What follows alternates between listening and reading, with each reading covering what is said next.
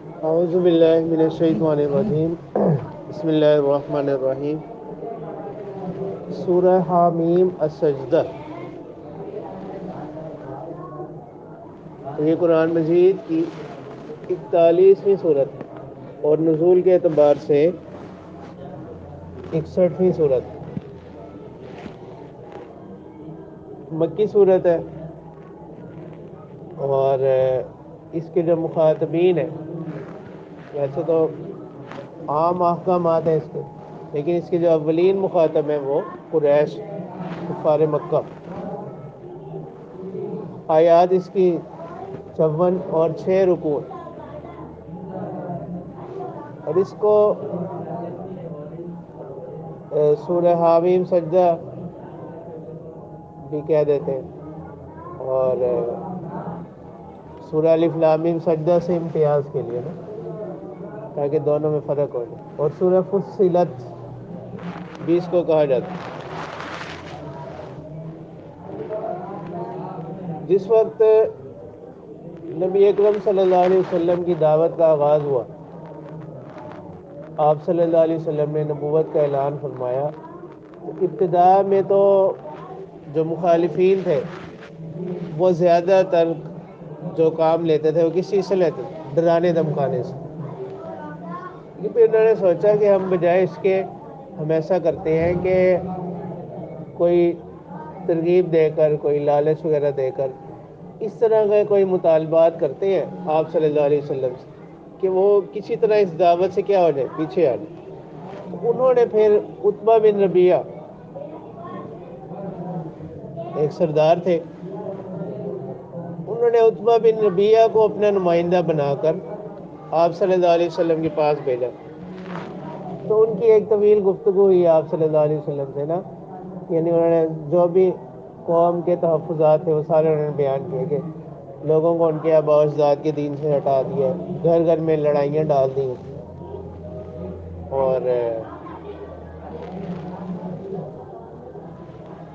جس طرح وہ ان کی زبانی جادو کر دیا ہے، اس قسم کی ساری باتیں نا پھر انہوں نے آپ صلی اللہ علیہ وسلم سے فرمایا کہ اگر آپ کسی مال کے طلب گار ہیں تو ہم سارے عرب کا جو مال ہے وہ آپ کے قدموں میں ڈال دیں گے. اگر آپ کسی خاتون سے نکاح کرنا چاہتے ہیں تو آپ ہمیں بتائیں، ہم عرب کی جو خاتون آپ کہیں گے ہم اس سے آپ کا نکاح کروا دیں گے.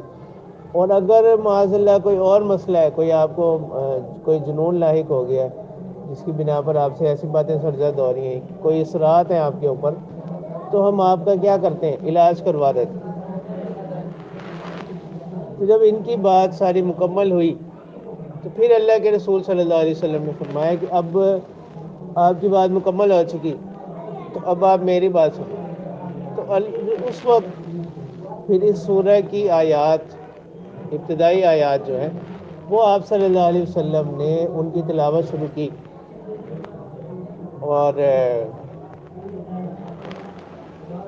کرتے کرتے جب فَإِنْ أَعْرَضُوا فَقُلْ أَنذَرْتُكُمْ، یہ اس کی 13ویں آیت ہے، یہاں تک پہنچے تو عتبہ جو تھا نا بہت زیادہ خوف زدہ ہو گیا، اور اس نے آپ صلی اللہ علیہ وسلم کے منہ پر ہاتھ رکھ اب اس سے آگے نہ. جس وقت یہ واپس آئے اپنی قوم میں، اس وقت لوگوں نے دیکھا کہ اب عتبہ کا جو چہرہ ہے یہ تو بالکل بدلا ہو،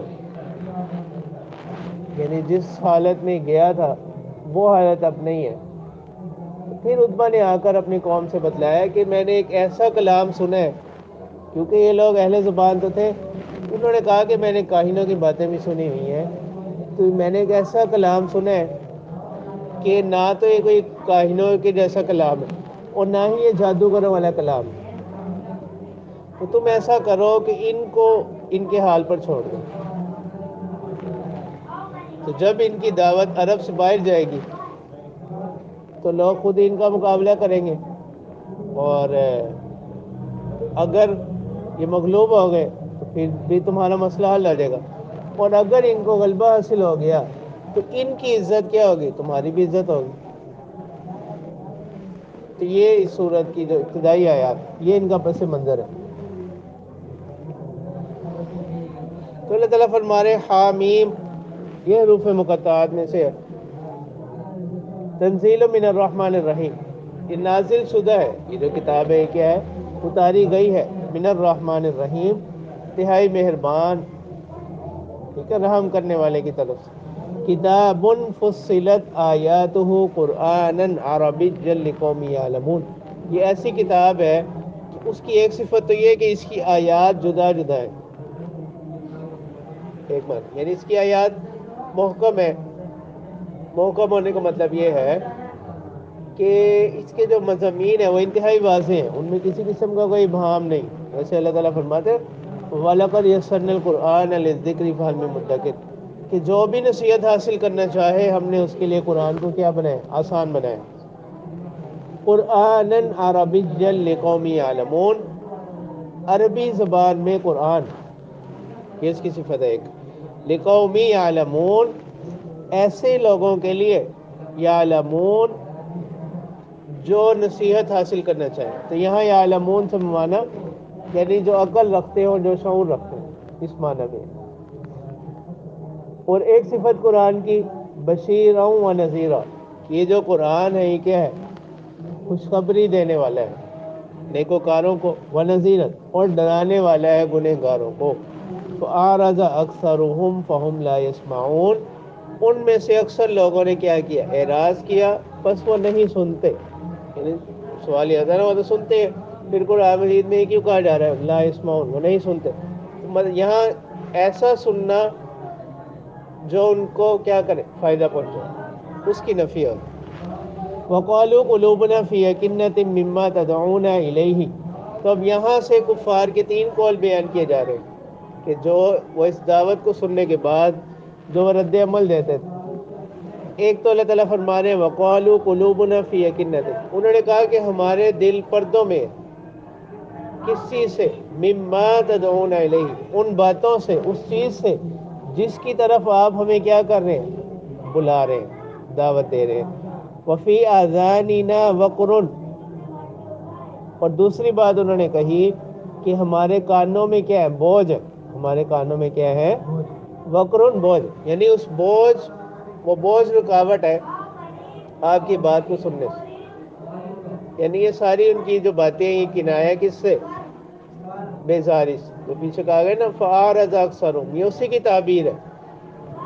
وَمِن بَيْنِنَا وَبَيْنِكَ حِجَابٌ اور ہمارے اور آپ کے درمیان کیا ہے پردے ہیں رکاوٹیں ہیں. فَعَمَلْ إِنَّنَا عَامِلُونَ بس آپ بھی کیا کریں عمل کریں بے شک ہم بھی کیا کرنے والے عمل کریں. یعنی آپ اپنی جگہ سے لکم دینکم ولی دین وہ تو پیغمبرانہ جواب ہے. تو یہاں یہ کہہ رہے ہیں فَعَمَلْ إِنَّنَا عَامِلُونَ. تو اب اتنی سخت باتوں کے بعد اب ان کا جواب کیا دیا جا رہا ہے یعنی ان کو کوئی ملامت نہیں کی جا رہی بلکہ کیا اللہ تعالیٰ فرما رہے ہیں قُلْ إِنَّمَا أَنَا بَشَرٌ مِثْلُكُمْ آپ کہہ دیجئے کہ میں بھی تمہاری ہی طرح کیا ہوں ایک انسان. ظاہری کے اعتبار مرتبوں کے اعتبار سے تو تمام انسانوں سے بلند مقام ہے نا آپ صلی اللہ علیہ وسلم. یوحیٰ الیہ انما الہکم الہ واحد اور میری طرف وحی کیا گیا یہ بات کہ تمہارا معبود وہ کیا ہے یکتا ہے. فاستقیموا الیہ تو اسی کی طرف کیا رہو قائم رہو مستقیم رہو. واستغفروہ اور اپنے گناہوں کی معافی مغفرت اسی سے کیا کرتے رہو طلب کرتے رہو. وویل للمشرکین اللہ تعالیٰ فرماتے ہیں کہ ہلاکت ہے مشرکین کے لیے. اور ایک تفسیر یہ ہے کہ ویل ایک جہنم کی ایک وادی کا نام ہم اس کے معروف معنی تو ہلاکت کے ساتھ ہی کیے جاتے ہیں. اور ایک تفسیر اس کی ہے کہ ویل جہنم کی ایک وادی کا نام الذین لا یؤتون الزکاة وهم بالآخرة هم کافرون کہ یہ لوگ جو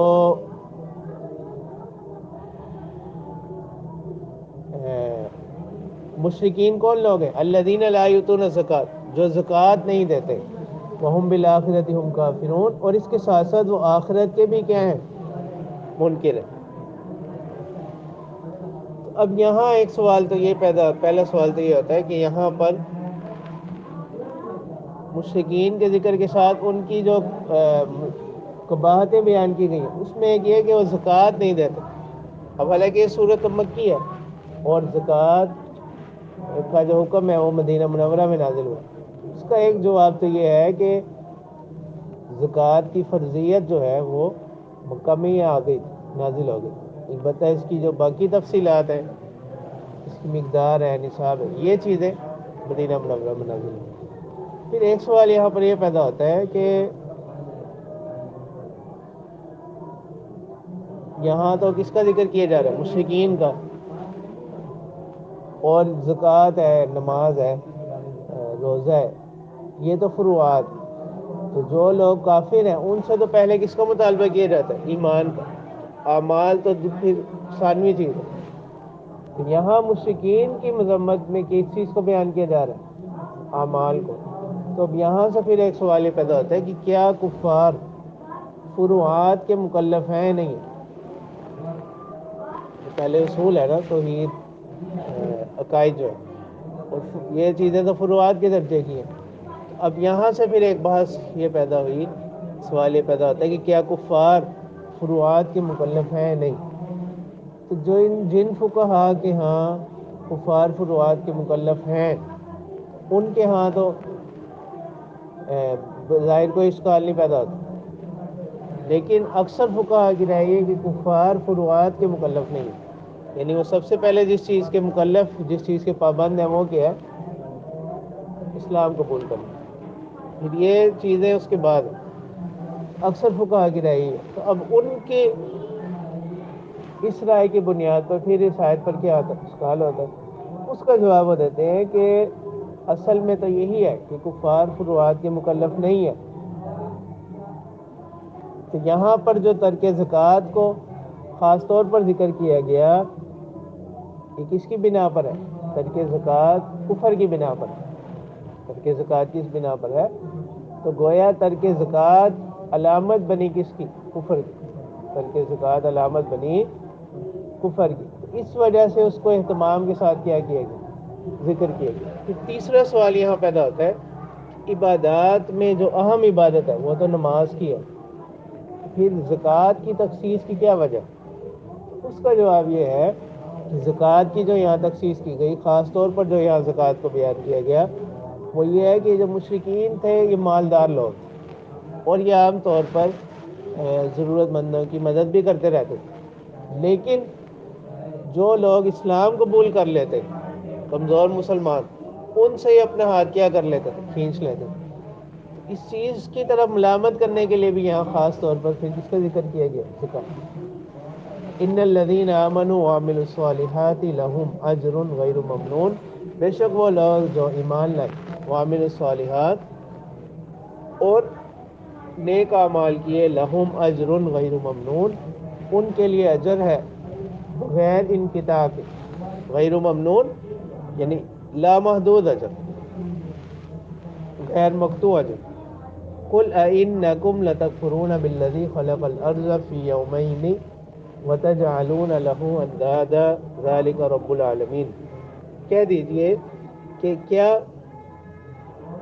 تم لوگ لتکفرون بالذی خلق الارض، کفر کرتے ہو، انکار کرتے ہو اس ذات کا جس نے پیدا کیا زمین کو 2 دنوں میں، وتجعلون له اندادا، اور تم بناتے ہو اس کے لیے شرکا، ذالک رب العالمین، وہ تو کیا ہے؟ جہانوں کا پروردگار ہے، پالنے والا ہے۔ وجعل فیہا رواسی من فوقہا، پھر زمین کو بنانے کے بعد اللہ تعالیٰ نے بنائے اس میں رواسی، بوجھ، من فوقہا، اس کے اوپر، تاکہ اس کا جو اس کے اندر کیا ہے؟ برابری رہے۔ وبارک فیہا، اور اس نے اس میں کیا رکھی؟ برکات رکھی۔ وقدر فیہا اقواتہا، اور اللہ تعالیٰ نے مقرر کر دیے فیہا، اس زمین میں، اقواتہا، ان کے رزق، غذائیں، قوت کی جمع اقوات، زمین کی جو مختلف غذائیں اللہ تعالیٰ نے اس میں کیا کر دی؟ مقدر فرما دی۔ فی اربعۃ ایام، اور یہ سارا کام یہ اور جو پیچھے زمین کی تخلیق ہے 2 دن میں یہ ہوا ہے، 2 دن میں، تو یہ کل ملا کر فی اربعۃ ایام کتنے دن بنے؟ 4 دن بنے. سواء للسائلین. اور تو اب یہ کیا ہے، یہ جو قصہ ہے، یہ جو تخلیق ہے، یہ کیا ہے؟ پوری ہے کس کے لیے؟ اب یعنی یہ معاملہ پورا ہوا سوال کرنے والوں کے لیے. زمین آسمان سے متعلق تخلیق کا جو سوال کیا گیا تھا اس کا جواب کیا ہو گیا؟ پورا ہو گیا. ثم استوى الى السماء. پھر اللہ تعالیٰ کی جو ذات ہے وہ متوجہ ہوئی استوى الى السماء، آسمان کی طرف. وهي دخان. اور وہ کیا تھا؟ آسمان اس وقت کس کی حالت میں؟ دھوئے کی شکل میں. فقال لها وللارض ائتيا طوعا او كرها. اللہ تعالیٰ نے کہا آسمانوں سے، وللارض اور زمین سے، ائتیا طوعا او کرها یعنی آؤ، جو بھی احکام ہے ان کی پابندی کرو. طوعا او کرها خوشی سے، او کرها یا ناپسندیدگی سے. مطلب یہ کہ خوشی سے یا مجبوری سے. قالتا اتینا طاعین. تو ان دونوں نے جواب دیا کہ ہم آتے ہیں، یعنی ہم ہر حکم کی پابندی کریں گے. طاعین اطاعت کرتے ہوئے، فرما برداری کرتے ہوئے، یعنی خوشی سے. فقضاهن 7 سماوات فی یومین. تو اللہ تعالیٰ نے مقرر کر دیے 7 سماوات، 7 آسمان، فی یومین 2 دنوں میں. واوحا فی کل سماء امرہا. اور اللہ تعالیٰ نے کیا کر دی؟ بھیجے فی کل سماء ہر آسمان میں، امرہا اس کے احکام. تو یہاں پر جو ہم نے اب یہاں سے اب یہ سمجھ آئے گا، جو ہم نے فی اربعۃ ایام کو الگ 4 دن شمار نہیں کیا.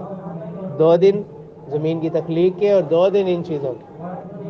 اگر اس کو 4 دن الگ شمار کریں تو 2 دن زمین کی تخلیق کے، 4 دن یہ 6 اور 2 دن یہ، پھر کتنے دن بن جاتے ہیں؟ 8 دن بن جاتے ہیں.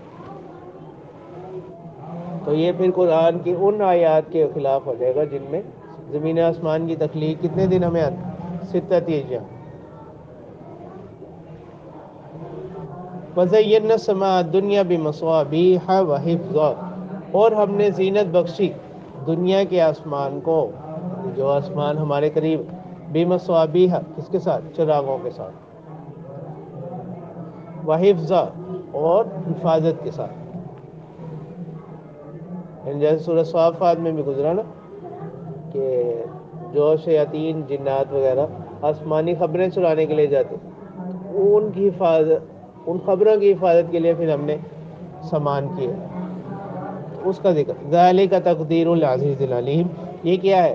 یہ ٹھہرایا ہوا ہے، یہ اندازہ لگایا ہوا ہے کس کا؟ العزیز زبردست، غالب، العلیم جاننے والے. اب یہاں پر کس چیز کا ذکر آیا؟ خلق الارض فی یومین. پہلے زمین کی تخلیق کا ذکر آیا، پھر آسمانوں کی. اور سورہ بقرہ میں بھی یہی ترتیب ہے. سورہ نازعات میں کیا ہے؟ اَأَنتُمْ أَشَدُّ خَلْقًا أَمِ السَّمَاءُ بَنَاهَا رَفَعَ سَمْكَهَا فَسَوَّاهَا وَأَغْطَشَ لَيْلَهَا وَأَخْرَجَ ضُحَاهَا وَالْأَرْضَ بَعْدَ ذَلِكَ دَحَاهَا. وہاں زمین کی تخلیق کا ذکر بعد میں، اور اس جگہ پر بھی اور سورہ بقرہ میں بھی زمین کی ذکر کا، زمین کی تخلیق کا ذکر پہلے. هو الذی خلق لکم ما فی الارض جمیعا، سورہ بقرہ. تو اس کا جو ہے اب بظاہر یہ کیا ہے؟ آیات قرآنیہ میں تعارض نظر آتا ہے. ایک جگہ آ رہا ہے زمین پہلے بنائے گی، ایک جگہ آ رہا ہے آسمان پہلے بنائے گئے. اس کا جواب یہ ہے کہ اولاً زمین کا مادہ بنایا گیا. اولاً زمین کا مادہ بنایا گیا. جو ہے خلق الارض فی یومین، اتوار اور پیر، زمین کا کیا بنایا گیا؟ مادہ بنایا گیا. پھر اس کے بعد جو ہے آسمانوں کا مادہ بنایا گیا، اور پھر اس کے بعد جو زمین کی باقی چیزیں زمین پر کیا کر دیں گے، پھیلا دیں گے. اس طرح جو ہے آیات کے درمیان کیا ہو جاتی ہے، تطبیق ہو جاتی ہے. ٹھیک ہے کہ اولاً زمین کا مادہ بنا، پھر آسمان کا، اور اس کے ساتھ ہی پھر اس کی کیا کر اس کے متعلقات ہو گئے، اور زمین کے جو متعلقات ہیں وہ پھر اس کے بعد بنائیں گے. تو جہاں پر آ رہا ہے کہ زمین کی تخلیق پہلے ہی، تو وہاں زمین کا مادہ، اور جہاں آسمان کی تخلیق کا ذکر پہلے ہے وہاں آسمان کے متعلقات کیا کر دیے گئے، زمین سے پہلے بن کر دیے گئے. اس طرح پھر ان کے درمیان کیا کی گئی، تطبیق دی گئی. ٹھیک ہے.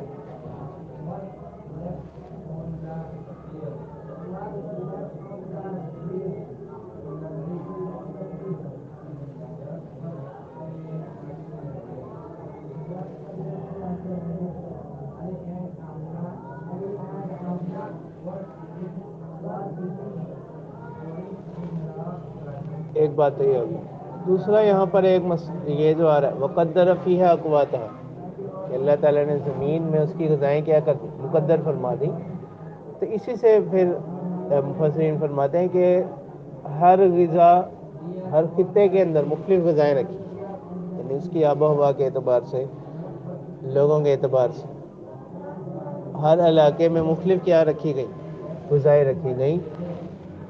تو اس میں ایک طرف تو اللہ کی حکمت کی طرف اشارہ ہے، اس کی کاریگری کی طرف اشارہ ہے، اور دوسرا اس میں کیا ہے، ایک نقطہ اس میں یہ ہے کہ یہ عام انسانی احتیاج کو کیا بیان کر، جو لوگوں کا طرز زندگی ہے، لوگوں کا رہن سہن ہے، اس کی بنیاد کس پر رکھی گئی، احتیاج پر. کہ جو چیز زید کے پاس ہے، اب زید اس کے حصول کے لیے کس کا محتاج ہے، بکر.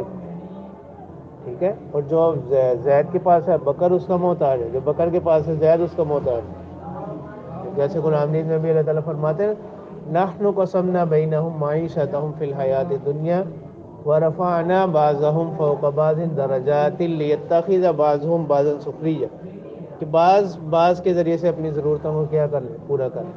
تو احتیاج رکھی. تو اس میں ایک حکمت یہ بھی ہے. ٹھیک ہے. اب کسی کے پاس عمل کی صلاحیت ہے، اس کے پاس سرمایہ نہیں ہے. ایک شخص کے پاس سرمایہ ہے لیکن اس کے پاس کیا نہیں ہے، عمل کی صلاحیت نہیں ہے. تو اب سرمایہ والا کس کا محتاج ہو گیا، عمل والے کا. اور عمل والا کس کا محتاج ہو گیا، سرمایہ والا. فَإِنْ أَعْرَضُوا فَقُلْ أَنذَرْتُكُمْ صَاعِقَةً مِثْلَ صَاعِقَةِ عَادٍ وَثَمُودَ.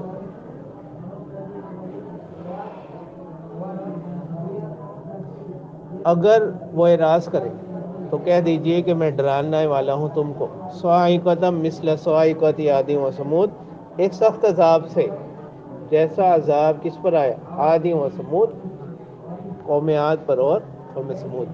اذ جاءتهم الرسل من بین ایدیہم ومن خلفہم، جب آئے ان کے پاس رسول ان کے سامنے سے بھی اور ان کے پیچھے سے بھی. مطلب یہ ایک تعبیر ہے، کنایا ہے، تشبیہ ہے کس کے ساتھ، کہ رسولوں نے ان کی تبلیغ میں انتہائی کوشش کی. سامنے سے آنا، پیچھے سے آنا، یہ کنایہ کس سے، انتہائی کوشش. اللہ تعبدوا الا اللہ، کہ تم مت عبادت کرو مگر اللہ ہی کی. قالوا لو شاء ربنا لانزل ملائکۃ فإنا بما ارسلتم به کافرون. تو انہوں نے بجائے ماننے کے جواب دیا کہ اگر ہمارا پروردگار چاہتا انزل ملائکۃ، تو اللہ تعالیٰ بھیج دیتے فرشتوں کو، فإنا بما ارسلتم به کافرون، تو لہٰذا بے شک ہم جس چیز کو دیکھ کر تم بھیجے گئے ہو اس سے کیا کرنے والے ہیں، انکار کرنے والے ہیں. تو انا کی خبر ہے.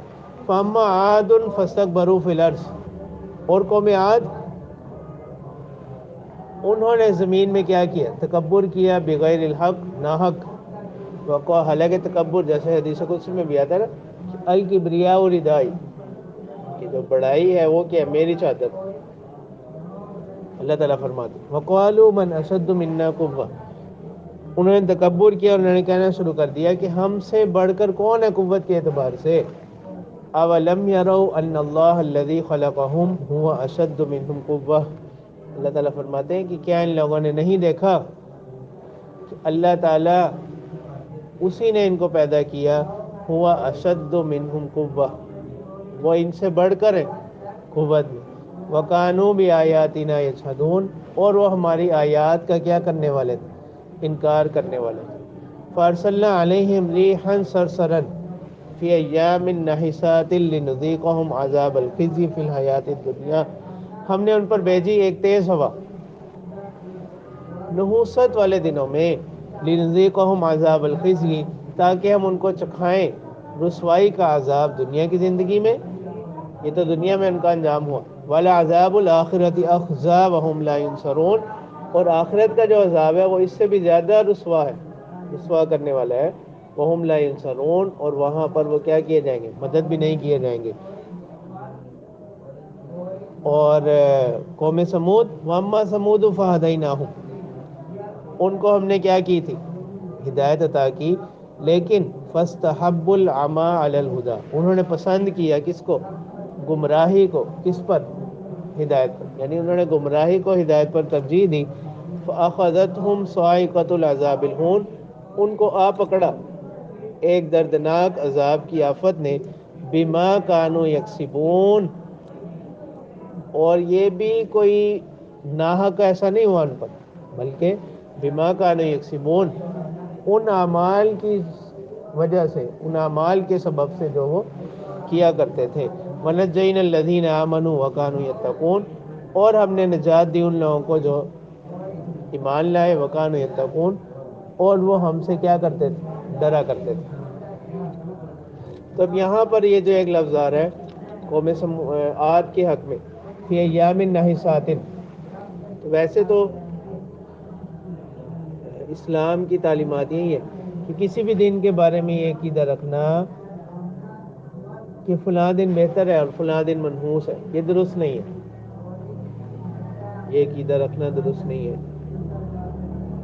یعنی عقیدے کے طور پر کسی بھی دن کو کیا سمجھنا، منحوس سمجھنا، اور کسی دن کو خاص طور پر بہتر سمجھنا عقیدے کے طور پر، یہ درست نہیں۔ جیسے حدیث میں آتا ہے نا کہ اللہ تعالیٰ نے فرمایا لا تسبوا الدہر، کہ زمانے کو کیا نہ کرو، برا بلا نہ کرو۔ یہاں پھر سوال یہ آتا ہے نا کہ پھر یہاں ان کو کیوں کہا جاتا ہے، یہاں جو ایام النحسات کہا جا رہا ہے، تو یہ اس اعتبار سے کہ یہ دن جو ہے ان کی بدعمالیوں کے سبب ان کے حق میں یہ دن کیا ثابت ہو گئے، منحوس ثابت ہو گئے، کہ نفس دن منحوس نہیں ہے، یعنی ان بدعمالیوں کی وجہ سے وہ دن کیا ہو، منحوس ہو، تو یہ معنی ہے اس کا۔ وَيَوْمَ يُحْشَرُ أَعْدَاءُ اللَّهِ إِلَى النَّارِ فَهُمْ يُوزَعُونَ، اور جس روز جمع کیے جائیں گے اللہ کے دشمن إِلَى النَّارِ، دوزخ کی طرف، فَهُمْ يُوزَعُونَ، اور وہ کیا کیے جائیں گے، ہنکائے جائیں گے، ان کو ہنکایا جائے گا، کھینچ کھینچ کر لے جایا جائے گا، ایک معنی یوزعون کے یہ کہ وہ اتنی کثیر تعداد میں ہوں گے کہ جگہ جگہ ان کو روک کر کیا کیا جائے گا، یعنی پچھلوں کے ساتھ ملایا جائے، جیسے ہوتا ہے نا کوئی بڑی جماعت ہو تو وہ پھر جگہ جگہ رک کر وہ پھر کیا کرتے ہیں، اپنا قافلہ پورا کرتے ہیں، یہ معنی ہے اس کا۔ حتی اذا ما جاءوها شاہد علیہم سمعہم وابصارہم وجلودہم بما كانوا یعملون، یہاں تک کہ جب وہ اس کے پاس آئیں گے تو گواہی دیں گے ان کے خلاف ان کی سماعتیں، وابصارہم، اور ان کی آنکھیں، وجلودہم، اور ان کی کھالیں جو کیا کرتے تھے۔ تو ایک طویل روایت ہے جس کا خلاصہ یہ ہے کہ یہ خود بندہ جو ہے اس چیز کا مطالبہ کرے گا کہ آج کے دن مجھے کسی اور پر اعتماد نہیں ہے، تو میری ذات میں سے ہی کیا کیا جائے، کسی کو گواہ بنائیں، تو پھر اس کے اعضاء اس کے کیا کریں، گواہی دیں گے۔ فَقَالُوا لِجُلُودِهِمْ لِمَ شَهِدتُّمْ عَلَيْنَا، تو وہ اپنی خالوں سے کہیں گے کہ ہم نے تو جو کچھ بھی کیا تھا وہ تمہاری آرام کے لیے، تمہاری خوشی کے لیے کیا تھا، جیسے حدیث مبارکہ میں بھی آتا ہے۔ وَقَالُوا لِجُلُودِهِمْ، وہ کہیں گے اپنی خالوں سے، لِمَ شَهِدتُّمْ عَلَيْنَا، کہ تم ہمارے خلاف گواہی کیوں دے رہے ہو؟ قَالُوا أَنطَقَنَا اللَّهُ الَّذِي أَنطَقَ كُلَّ شَيْءٍ، تو وہ کہیں گے کہ ہمیں قوت گویائی عطا کی ہے، انطقا یعنی بولنے کی صلاحیت عطا کی ہے اسی اللہ تعالیٰ نے، انطقا کل شیء، جس نے ہر چیز کو قوت گویائی عطا کی، وَهُوَ خَلَقَكُمْ أَوَّلَ مَرَّةٍ،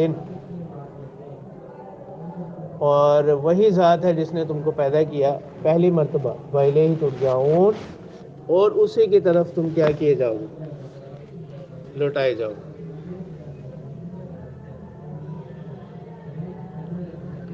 چلیں بس.